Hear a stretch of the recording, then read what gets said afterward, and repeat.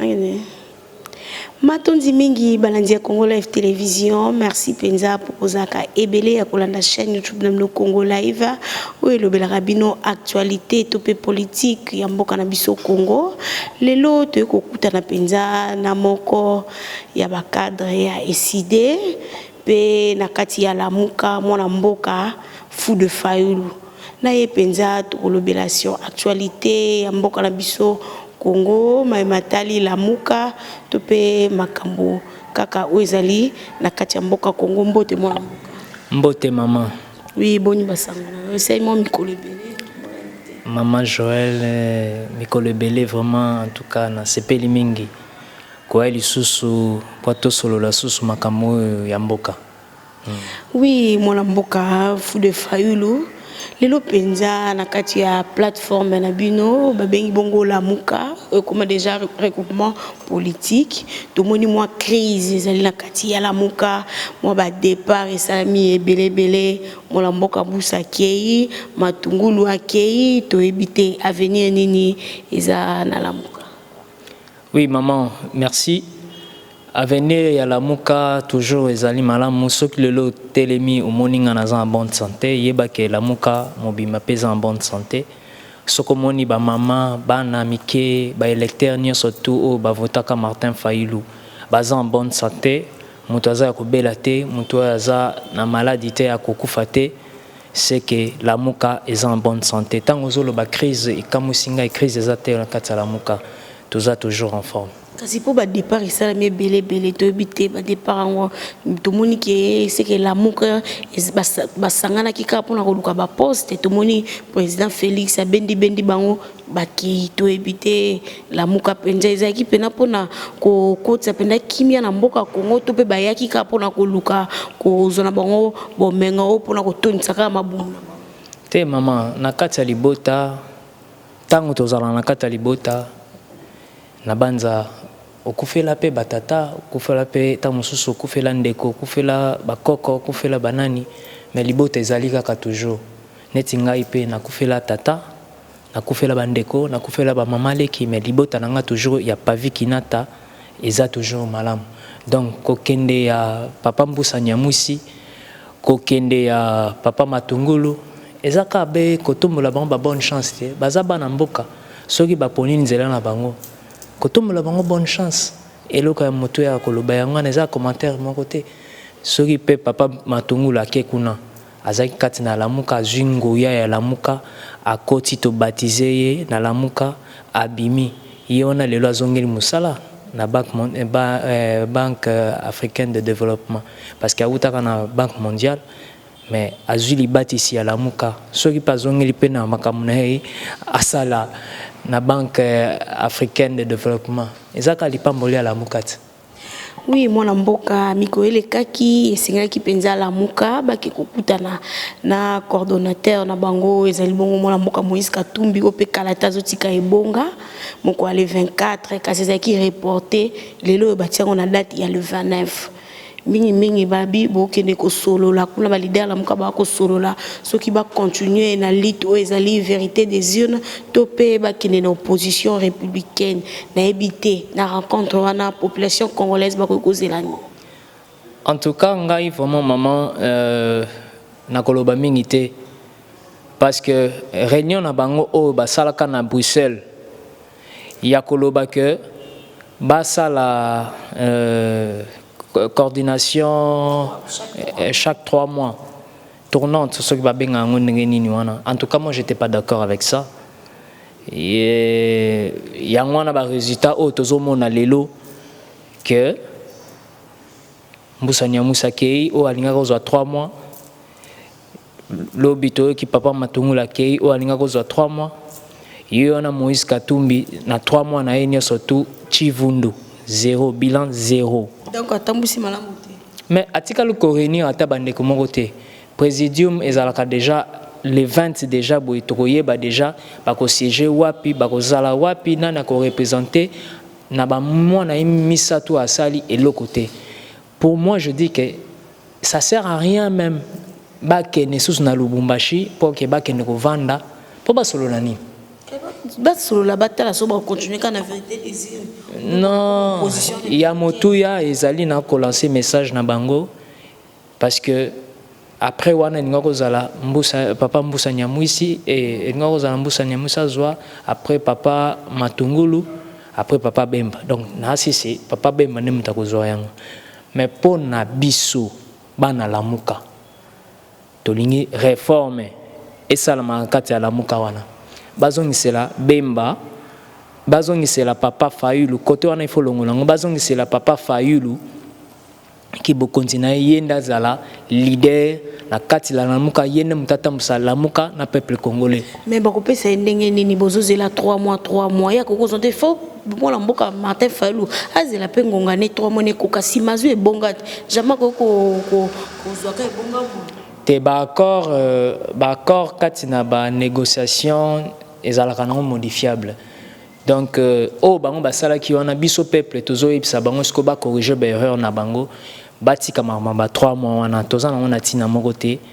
bazongisela papa Fayulu eloko na biso totambola elongo parce que biso toza na bituma ya vérité des zones papa Fayulu aza na bituma ya vérité des zones boyo ki déjà ba leader mususu opposition républicaine opposition nini non maman opposition républicaine wana bango bakoloba basala opposition républicaine soki siko biso peuple to boyi na biso opposition républicaine wana toza na kaka na bituma na biso ya vérité des yeux bakosala opposition républicaine na banani kino wapi to kokende bongo na matali vérité des yeux na makambo nyonso de esi evandi ba misale kosala makala te gouvernement vérité des yeux ata après 5 ans bondo ko tambola kana vérité des yeux maman na banza okoki kosomela ngata champagne pourquoi na bande kolobela makama vérité des yeux banda telelo nazo continuer toujours kolobela vérité des yeux preuve en est que tant lettre qui publié na ba média nyonso ngape na komaki lettre na ba soldat pacifique to komi lettre koyebisa ba leader na biso koyebisa même papa Fayulu que biso peuple biso bana la muka ba militant ba soldat pacifique ya la muka tozo continuer bituma na biso ya vérité des yeux to lobi makama ba réforme wana ba démarche na diplomatique na ba ambassadeur na communauté internationale ça nous engage pas akendra salango na ndenge na ye en tout cas lelo tozo lobela boy oyoki ba béret rouge batangi comme vérité des yeux sikoyo maman bango bazongisi masolo ya vérité des yeux boko betela lamuka maboko te parce que batu bana koloba tokoke na vérité des yeux wana ti wapi tokoke nango ti wapi mais lelo ba béret rouge ya PPRD ba lobeli vérité des yeux c'est-à-dire ata to sali nango 5 ans 10 ans 20 ans 30 ans ti à l'éternité de l'éternité na bamboka nyonso tout bazui concept wana ya vérité des yeux oyo a gagné ba élection yenda bima ezala kembo ya Martin Fayulu na ya peuple congolais oui mon mboka to ki olobike ba béret rouge ya PPRD to ya FCC bango balobaki pe ba ko senga bongo vérité des yeux bango balobi bongo suite ya déclaration oyo mon mboka fils mukoko wazali moko akati ya IDPS ataka ki penza autorité morale bango Kabila Kabange esengeli akende ba esengeli bakanga e pona ba crime oyo asala na mboka Congo na yango pe bango batomboka ki te balobaki vérité des yeux pona kaka ko bebisa oyo ezali bongo coalition basangana entre FCC na kasi te balobi bosolo balobi vérité ate bombani wapi na se ya mai to nini suka nango ebimaka eza bosolo mama eza lokola ngai na yo tofingani mais soki na fingi yo ozali kitoko makasi nalobi bosolo bon soki pe bandeko na biso balobi ke tango bafingani balobi fils mukoko alobi que Kabila atika bokonzi eza susu tana ete atika batikela Félix ba na PPRD bayebi ke bango ne mbapesaki Félix bokonzi wana na pesa Félix population de non population bavotaki ete maman 15% azaki na sima Shadari papa Shadari ozwaki na yo papa yo nde ozalaki deuxième donc yo nde mutu ngoza premier ministre ya Martin Fayulu abo lo nyunyango ekomisaki ye na isika na soki bavotaki te nomination ya Kabila ba accord obscur oyo salema na kingakati oyo ti le peuple congolais bayebaka yango te oyo même kabundu ya pamba oyo wana azali lelo nommé vice-président ya Assemblée nationale oyo fils Mukoko ayebi pourquoi pas basengaka ke ba accord wana ekatana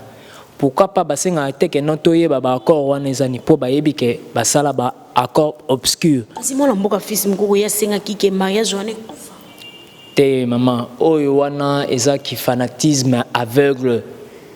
oyebi fanatisme aveugle oyebi yango bandeko na biso bazosala fils Mukoko kibomoto na ye yango wana na manifestaki jour wana ti bomoni ya lobby tokosala marche pona tosenga gouvernement bima. C'est une très bonne démarche. C'est une très bonne démarche. Non, yango na maman na ebisa yo eza eloko moko soki lelo ba alongoli casquette na ya UDPS. Alongoli casquette na ya cash. Et tant que mwana mboka abeleli boya tobenga na Kabila boya Félix Tshisekedi a démissionné boya to salaboy transport zo mata mapa ezo kokonda ba makambo ebele soka beleli ngai take congolais nakoya sikoyo tala ki fanatisme aveugle o esalié tanga beleli bongo baboyi marche normalement toyebi na politique na biso toza toujours na politique be ya ko informer hier informer qui ceux qui bango bapekisaki ezalaka kaka bongo bino bo bani marche aller mutu yango ane ezalaka toujours action mais lui il a atiki pa babengi na papa olenga nkoi mwana chana sur réseaux sociaux hein mais albio non Kabila ndeko na ye pona Félix abengi ye alobi boyete parce que bomoni ndenge balie batu bazokufa na ba este batu bazokufa banzala bango baolakisa batu ndenge bazokofete kasi bango balobi rencontre wana ya président sortant Kabila Kabange na président Félix Antoine Tshisekedi ezaki pona kosolola penda masona bango ya suka pona kobimisa gouvernement kasi boni bino bokoloba ete eza po bakangisa ba militant na bango mono. Non, maman, on est ça qui fanatisme aveugle. Henri Magie a salé le komoro ya moto ya makasi. Ya kolobaye que non, bakena ko constitutionnel pona batala ba voix, ba nani a gagné ki ba élection. Et loko ya moto ya wana pona balingi basala nini? Ba bois ke loko wana po ba aveugle peuple, ba s'intéresser sous dans makambo Henri Magie alobaki te, ba landela kaka ba vidéo wana na ba photo wana. Ngai na kosenga na bandeko na ngai fils Mukoko Henri Magie ba longola ki fanatisme aveugle ba bundela vraiment bosolo bomboka parce que bazo sona el baboye maman eloko bandeko fils Mukoko na Henri Magie basali eza ba action moko ya malamu mais ki fanatisme ekoti pourquoi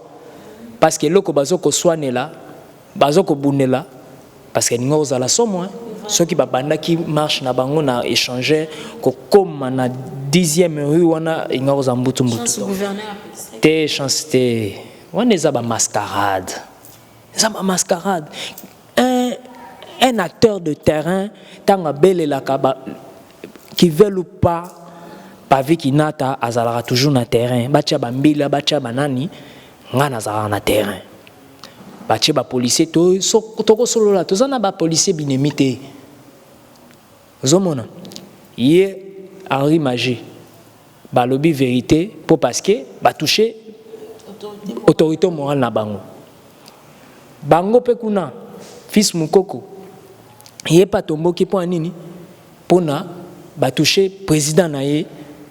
et à IDPS. Monsieur Félix Tshisekedi. Donc c'est-à-dire qui fanatisme aveugle mais ce que zala ki bitumba pona mboka côté les melatana nous ba criminel o balingi batira biso na Sénat.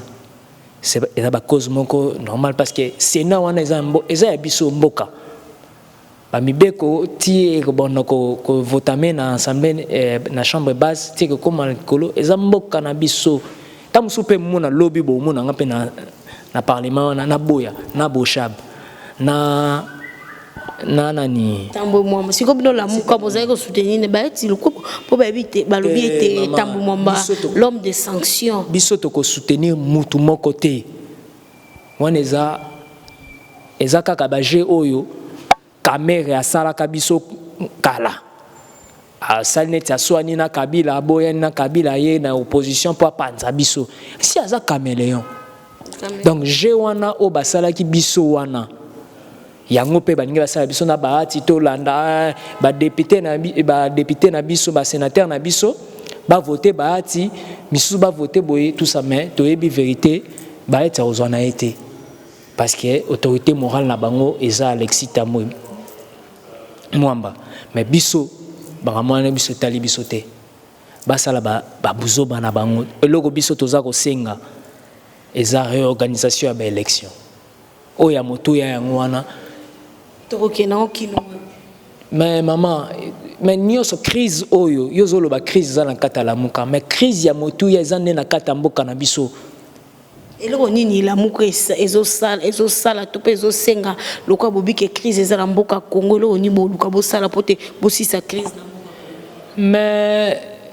maman sortie de crise aux qui même proposé par le président Martin Fayulu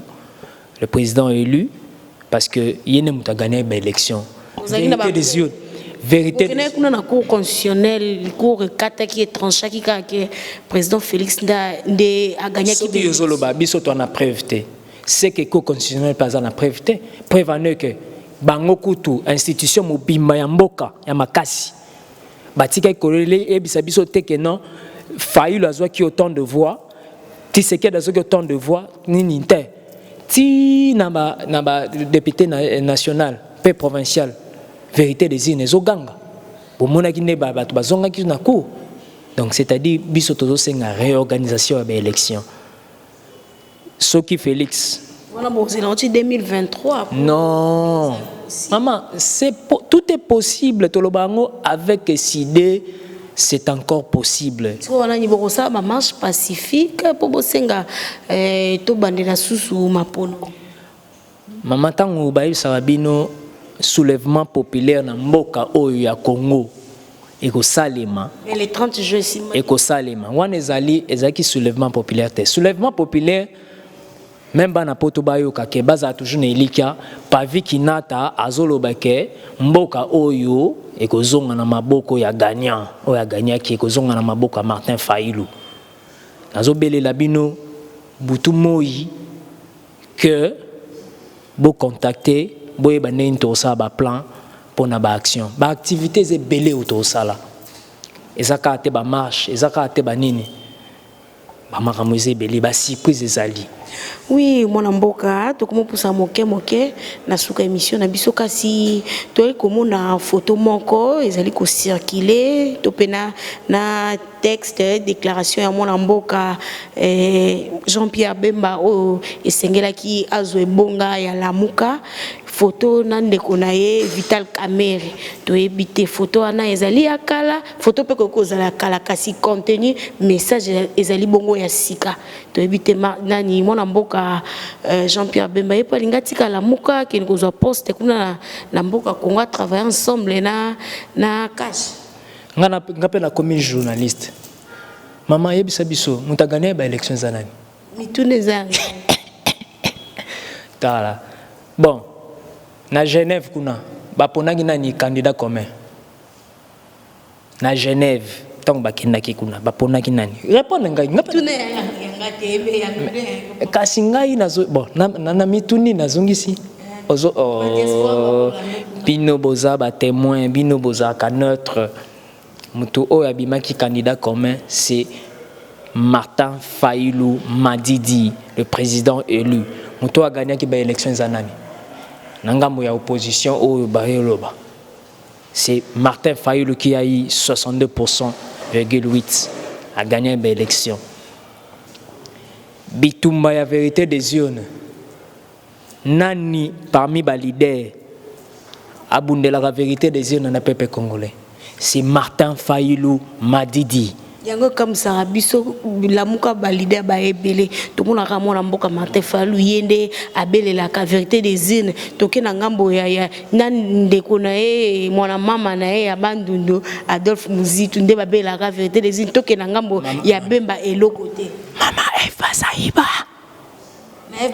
Maman F Bazaiba, la femme combattante. Maman, yoka na ipsa yelo moko. Omoni président Jean-Pierre Bemba na ipsa lelo. Asalara maman nere, bazana égoïsme mon politique. Jean-Pierre Bemba. Pourquoi? Yo utika fraîchement CPI kuna. Oui, maman est candidat présidentiel. Et puis, oyo kaki bien que Kabila a beau qui yosa la président candidat présidentiel. Yo yena yo kaka qui égoïsme politique et là ti onanzoto tengana za ka candidat. Or, soki achagi mona mboka Mama F Bazaiba oyo abundi bitumba wana pendant 10 ans wana nyo surtout ya zaki na kati. Mama eningoza ba surprise. Tangususu pe bino ba mama bolinga kibolela batie mwana mwasi oyo tangususu elinga kozala donc elinga kozala lelo tangususu tolo ba ke mama F Bazaiba elinga kozala présidente de la République pona bango nyonso wana tu balinga baloba te to pe sa chance na mama F Bazaiba aza mwasi pe parmi biso tozonga mwasi ma erreur ya papa Bemba yango wana donc soki ya sali démarche na ye akene akutana na Félix akutana na Vital Kamerhe ça n'engage que lui eza ba négociation na ye moko personnel etali nango la mukate aza mutu aza mwana mboka Vital Kamerhe azali congolais ye pas congolais soki pe basololi eza la problème te mais makambo ya lamuka bino moko boyebi ke esalemaka na kati ya lamuka il faut biso base toyeba biso toloba boye topesa baroye attention tosala boye donc biso toyebi ke leader na bango nyonso tout c'est Martin Fayulu Madidi l'élu du peuple. Oui, mwana mboka tokomoko mwana suka kasi toyi koyoka ba information za kotambola babikala te jeunesse penza ya lamuka ya FCC na ya cash bazo sangana pona kotombola ekolo Congo na ebite yo pozali parmi moko ya jeune na kati ya lamuka na ebite soki information ngo na mikolo koya ikokuma ya solo. Oui maman boyoka ki papa Moïse Katumbi malgré alandelaki makambo ya biso pena malamu te ya kouta malamu koloba non te na ye pona sangisa président Fayulu na président Bemba na Tshisekedi ba solola démarche wana eza mabete démarche oyo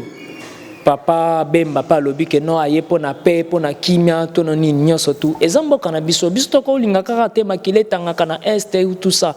pe oyo papa Bemba zolobela eza pona kimia ekota na ba est wana ba guerre wana eza pété ya nini parce que en politique on n'est pas des ennemis mais on est des adversaires. Et sengeli to même peuple congolais na esprit wana parce que to boyi o babengango fanatisme aveugle et puis tokoki toujours karaté kozala manipulé par nos politiciens il faut biso petozala na sagesse démarche oyo bandeko ya médiation o bazobelela bana lamuka bana FCC bana cash basangana jeunesse sangana bon eza mabete mais tant bakoya toza na table de discussion vérité oyeba na vérité des urnes bakoya na vérité des urnes bakoya oloba ke non tozongisa bokonzi na muto a gagné ki ba élection ou to bakoya po baloba ni on est d'accord FCC bazawana jeunesse FCC bazawana na cash jeunesse pe baye na lamuka pe président Ridi Mandio pe ya biso ya lamuka aye mais la vérité ko lobama nani a gagné ki ba élection cause ya crise ezouta wapi pourquoi rapprochement pourquoi séparation pourquoi ba dispute nyoso na tout bosolo ezakaka to chuter kaka na vérité des yeux yango nde tozo panzana donc bosolo o nde biso tozo ko senga yango wana. Oui, moi Mboka, merci mingi. Soki pe ba kondima pe to réorganiser ba élection. To organiser. To zota seni to pesa ta na jeunesse ya soit ya cash, to pesi jeunesse soit ya lamuka, jeunesse anini biso moko to zawana to ve mamani comme ça to total ba élection na salama. Nasi ekobimisa pe moi baba mama mebele mais vérité désir nende eloka liboso yango vérité boka to komi na suka message na yo ko lancer penza na ba diaspora nyonso ba ko landa biso na ma congolais nyonso na Kinshasa na Lubumbashi partout dans le monde entier ko lobani. Oui, vérité désir n'est toujours bande konanga ya diaspora mboka mobimba malgré bino babetara bino bobundaka na ba tomate bobundaka na ba malala biso to bundaka na mabanga na ba gaz lacrymogène biso nem to bundaka awa bino boyebi ke base neza awa base za bino nde boza renfort na biso bino nde boza force na biso bino nde bo apuyaka biso na ba moral opesaka biso ba information bien. Donc, tous a toujours besoin de soutien na bino moral, physique, na bandenge surtout matériel ou pas na bino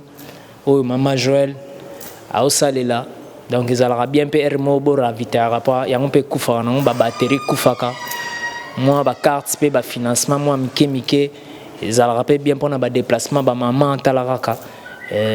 na pesi bino mbote toza ya kolenda. Mais le 29 juillet oyo na Lubumbashi Martin Fayulu akokende te. Okete. Oh. Tozali awat. Wani bo piéger pas ka tout. Te biso bana lamuka to boyi Martin Fayulu. Diaspora mobimba mama de Boulonné a pesipe message wana. Donc, ce qui président Fayulu ayo kaka peuple congolais, ce qui président Fayulu ayo kaka bana lamuka, ce qui président Fayulu ayo kaka ba diaspora pour place à outikuna na Londres, parraine Angleterre, a moni ndenge bana poto bayambie, donc bana poto 70% ya bana poto ba boyi, biso peuple congolais, bana lamuka, ba soldats du peuple to boyi. Donc, à l'andate na ba parti songolo o bazana kati ba olo ba ke président kende il faut to la ki sabon ke discipline et utaka na peuple biso peuple nem to discipliner ba leader wana nyoso tout o ba okende gauche droite. Merci ce qui papa Devos Kitoko papa Blaise Muniz ba okende ko représenter président Martin Fayulu et aux alamala mingi donc biso to boyi. Merci pas Vikinata na boyi. Merci. Et puis, ce qui est président qui maman, les deux, maman, il y a quand sa déclaration pour yoka, tokopona, nani o siko biso toko vandisa, pour to continuer bitu malabiso la vérité des ina à la muka. Merci. Merci. Oui, Balandia Congo Live Télévision, merci pour vos acquis et belé et à biso à travers chaîne YouTube Nabino, Namona Mboka, le fou de Fayulu, na Epenza, tout le bel qui actualité à Mboka Congo, tout le bel